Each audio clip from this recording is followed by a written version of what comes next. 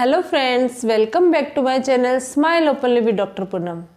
अगर आपके दांत में दर्द हुआ है या दांत में कोई भी प्रॉब्लम हुई है जिससे रिलेटेड आपने डेंटिस्ट को दिखाया है और डेंटिस्ट ने आपको दांत में रूट कैनाल ट्रीटमेंट यानी कि आरसीटी करने का सजेशन दिया है, या फिर आप आरसीटी करवाने जा रहे हो किसी कारण से या आपने हाल ही में करवाया है, तो ये वीडियो आप लोगों के लिए बहुत इंपॉर्टेंट होने वाला है। क्योंकि आज इस वीडियो के थ्रू मैं आपको रूट कैनाल को सरल भाषा में यानी कि एक नॉर्मल लैंग्वेज जो हर कोई समझ सके उस भाषा में थोड़ी सी समझाने की कोशिश करूँगी कि रूट कैनाल क्या होता है और इसको कैसे किया जाता है और किन किन परिस्थितियों में रूट कैनाल करवाने को एडवाइस किया जाता है।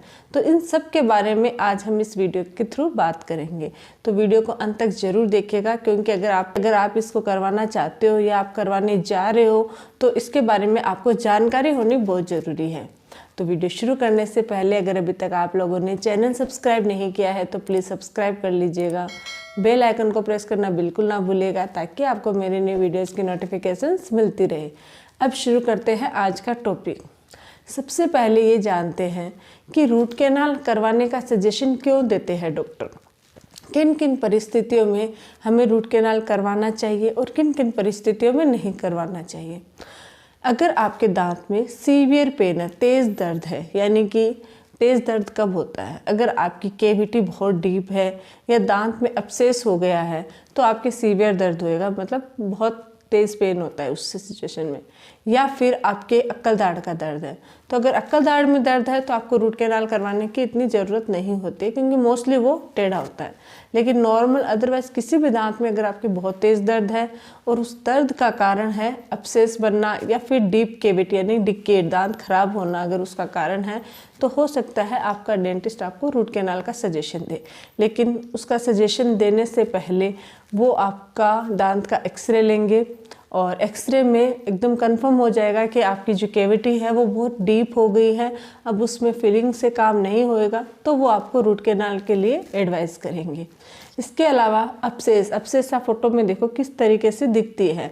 ऐसी अपसेस अगर आप उनको एक्सरे में दिख रही है तो दांत ऊपर से एकदम ठीक होता है, कोई भी कैविटी नहीं है, कुछ भी नहीं है, लेकिन नीचे रूट के साइड एक अपसेस बन जाती है रूट की टिप पे। तो इसको ठीक करने के लिए, ड्रेन करने के लिए भी रूट कैनाल का सजेशन दिया जाता है। या फिर आपका दांत हल्का हिल रहा है और आपके उसकी वजह से दर्द हो रहा है, तो ऐसी सिचुएशन में भी रूट कैनाल करके आपके दांत के स्ट्रेंथ बढ़ाई जाती है, उसको रोका जाता है। या फिर अगर आपका दांत है बहुत ज़्यादा घिस गए हैं, आपने देखा होगा एट्रीजन हो जाता है, दांत छोटे छोटे हो जाते हैं, घिस जाते हैं, जिसकी वजह से सेंसिटिविटी होती है, दर्द होना शुरू हो जाता है, तो ऐसी सिचुएशन में रूट कैनाल ट्रीटमेंट करके कैप लगाना एडवाइस किया जाता है डॉक्टर के थ्रू।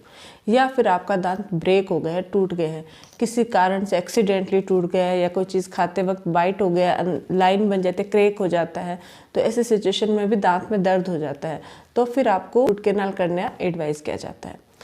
अगर आपके दांत में छोटी कैविटी है, सिर्फ खाना फंसने से दर्द है, तो आपको आरसीटी करवाने की ज़रूरत नहीं होती है, उसमें फिलिंग हो जाती है।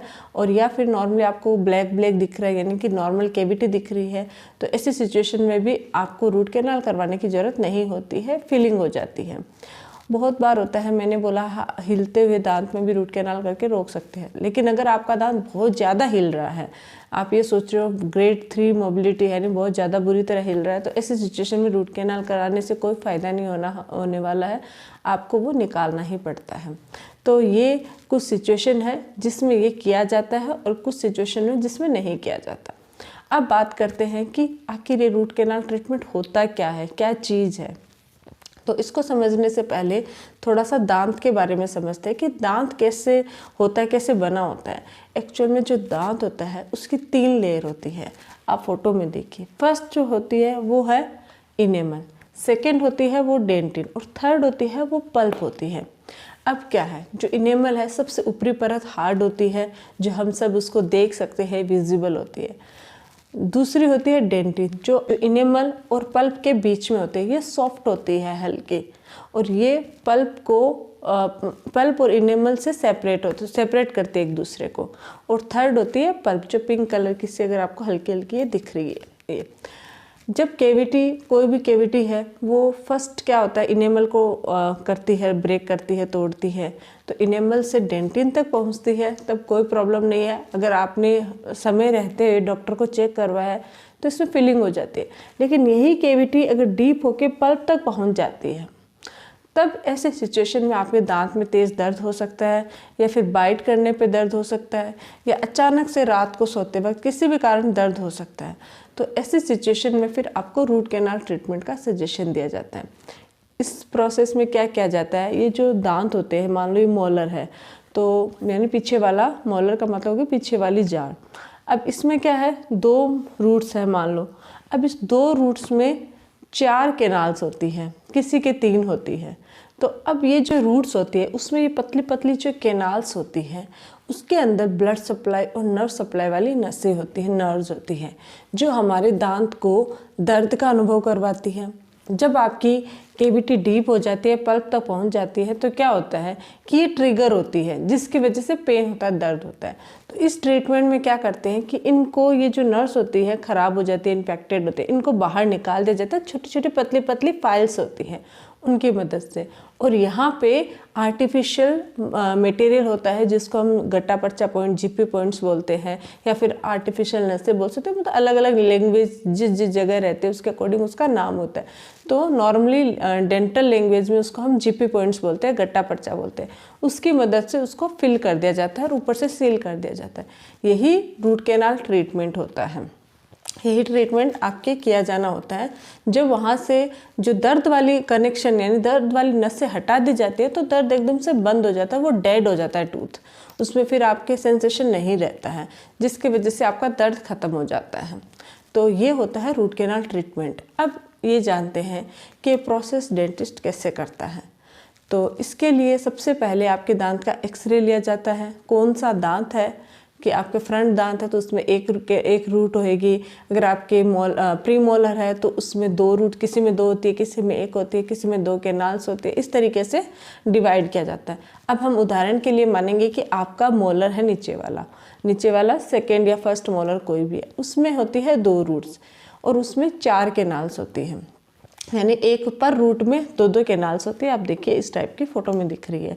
अब ये जो कैनाल्स होती है उनको क्या करता है, सबसे पहले डेंटिस्ट क्या करेंगे, एक्सरे लेंगे और चेक करेंगे कि कितनी कैनाल से क्या है ये सिचुएशन। सेकेंड प्रोसेस क्या होगा कि वो आपको लोकल एनेस्थीसिया देंगे, जिससे उस एरिया को नम किया जाता है, यानी सुन किया जाता है, ताकि आपको सेंसेशन फील ना हो, ट्रीटमेंट करते वक्त कोई भी पेन ना हो, दर्द ना हो। इसके लिए वो आपको एनेस्थीसिया देंगे। अब एनेस्थीसिया देने के बाद ओपनिंग करते हैं दांत की, यानी कि दांत में छोटा सा छेद किया जाता है और जो कैनाल्स होते हैं उनको देखने के लिए एसेस ओपनिंग की जाती है, और वो की जाती है एरोटर, एक मशीन होती है उसकी मदद से। तो ये जो फर्स्ट स्टेप होता है वो होता है एसेस ओपनिंग। जब एसेस ओपनिंग हो जाती है तो फिर हम चलते हैं सेकेंड स्टेप में। सेकेंड स्टेप का नाम है बीएमपी, यानी कि बायोमैकेनिकल प्रिपरेशन। इस सिचुएशन में क्या होती है, जो कैनाल्स होती है उनको छोटी छोटी पतली पतली फाइल्स होती है, उनकी मदद से जो नर्व्स और वेसल्स होते हैं अंदर इन्फेक्टेड, उनको बाहर निकाला जाता है, अच्छे से मतलब क्लीन किया जाता है। और क्लीन करने के साथ साथ कुछ प्रोसेस होता है, जैसे कि इरिगेशन करना, और कुछ मटेरियल होता है वो यूज़ किया जाता है, उनकी मदद से वो एकदम अच्छे से क्लीन किया जाता है। उसके बाद उनको शेप दी जाती है। शेप इसलिए दी जाती है ताकि जो हम इसके फाइनल फिलिंग करेंगे वो अच्छे से इसमें फिल हो जाए। तो फिर नेक्स्ट जो स्टेप होता है, यानी कि जो सेकेंड स्टेप होता है, उसका नाम है बायोमैकेनिकल प्रिपरेशन, यानी कि अच्छे से कैनाल्स को प्रिपेयर किया जाता है फिलिंग के लिए। अब चलते हैं थर्ड स्टेप। थर्ड जो स्टेप होता है उसका नाम है ऑब्चुरेशन। ऑब्चुरेशन का मतलब हो गया कि इसको फाइनल स्टेप, हम फाइनल टच दे देंगे। उसमें क्या करेंगे, जीपी पॉइंट्स होते हैं पतले पतले, आप फोटो में देखो इस टाइप के जीपी पॉइंट्स दिखाई देते हैं। आपके कैनाल्स को अच्छे से शेप दी जाती है फाइल्स की मदद से। फाइल्स के बारे में ज़्यादा नहीं डिस्कस करना चाहती कि कितने नंबर की होती है, क्या होती है, वो आपको इतना समझ में नहीं आएगा। आप बस इतना जान लीजिए कि अलग अलग टाइप्स की, अलग अलग कलर कोड की फाइल्स होती है, उनसे वो क्लीन किया जाता है। लास्ट जो फाइल होती है, जैसे कि 40 नंबर की या 30 नंबर, उस फाइल के नंबर के अकॉर्डिंग उसका जो फिलिंग है, जीपी है, वो भरा जाता है।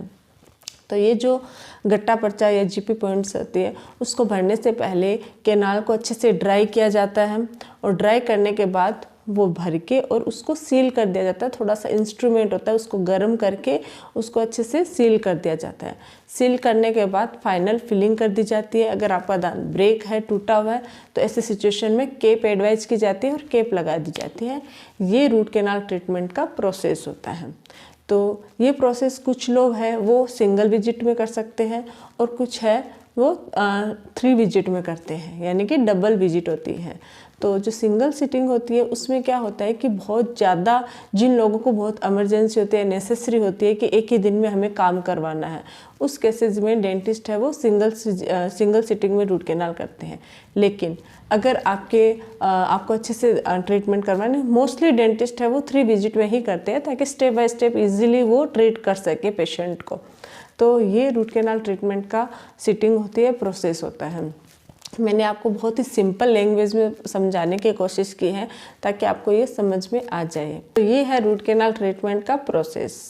अब बहुत सारे लोगों के मन में ये सवाल उठता है कि ठीक है, आपने बता दिया रूट कैनाल ऐसे होता है, इसको करवाना है, लेकिन इसकी लाइफ कितनी है? हमने ये ट्रीटमेंट करवाया तो इसमें ये कितने दिन चलेगा?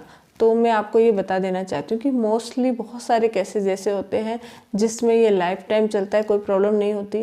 लेकिन कुछ केसेस होते हैं जिनमें किसी भी रीजन की वजह से रीइन्फेक्शन हो सकता है, या करते वक्त कोई प्रॉब्लम हो गई, या पेशेंट है वो बार बार मतलब जब सिटिंग मिस कर देता है अपनी, तो उसमें कोई प्रॉब्लम हो जाती है। तो ऐसे सिचुएशन में क्या होता है कि हमें री रूट कैनाल या री आरसीटी करने की मतलब नौबत आ सकती है।